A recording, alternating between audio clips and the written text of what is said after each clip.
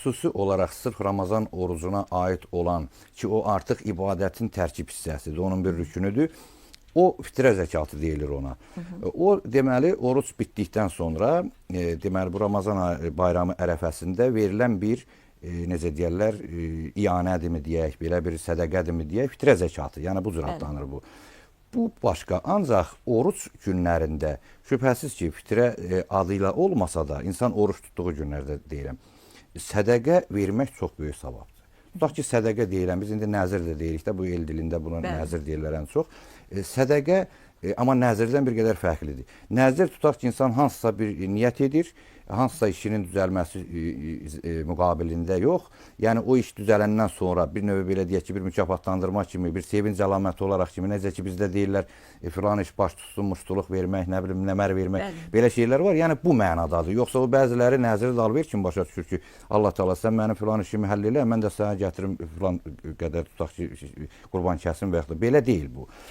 Bu baxımdan, yəni sədəqə isə istənilən vaxtı verilən bir yaxşılığa deyilir. Tutaq ki, sədəqə də sırf puldan və ərzaqdan ibarət deyil. Tutaq ki, Həzrət Peyğəmbər buyurur ki, bir təbəssüm də sədəqədir. Kimin imkanı nəyə çatırsa.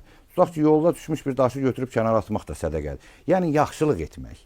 Bax, bu sədəqədir. Təbii ki, oruçluq günlərində, Ramazan günlərində verilən sədəqənin savabı da daha çoxdur. Ona görə yaxşı olar ki, bizim bu Ramazan ayında əsasən imkanlı insanlarımız açıq şəkildə, gizli şəkildə imkansız, həssas təbəqənin adamlarına sədəqələr versinlər, sədəqə paylasınlar. Elə şərt ehsan məclisi təşkil edib, hamını yığıb bir yerə özünü reklam eləməklə deyil ki, gizli şəkildə deyir. İmam Zeynalabdin əleyhissalam vəfat eləyəndən sonra gördülər onun kürəyində bir kəndir izləri var. Çox narahat oldular, bunun səbəbini bilənmədilər nədir. Üstdən bir həftə keçəndən sonra məlum oldu ki, Mədinədə yüzlərlə ailənin evinə gecələr naməlum bir şəxs üzü bağlı ərzaq gətirib qoymuş və o ərzaqlar kəsildi. O insanlar qaldılar mətəl ki, bu necə oldu? Bizə kimsə gətirib ərzaq verirdi, bu kəsildi. Sən demə, imam özü gizdindən bunu edirmiş, heç o köməkçilərinə də bildirmədən ki, savab üçün, yəni Allah rızası üçün bu özünü nümayiş etdirmək olmasın. Gizli şəkildə ərzaq toplayıb torbalara aparıb insanların, imkansız adamların qapısının ağzına qoymuş. Yəni indi də elə adamlar var ki, yetim, məsələn imkansız, tutaq ki, kasıb tələbələrin təhsil haqqını ödəyən insanlar var. Onlara gizlin yardım. Mən arzu edərdim ki, bizim insanlarımız bax bu şeylərə riayət etsinlər. Yəni o nümayişkaranə iftar süfrələri təşkil edib, şəkil çəkdirib paylaşmaqla bir şey olmaz.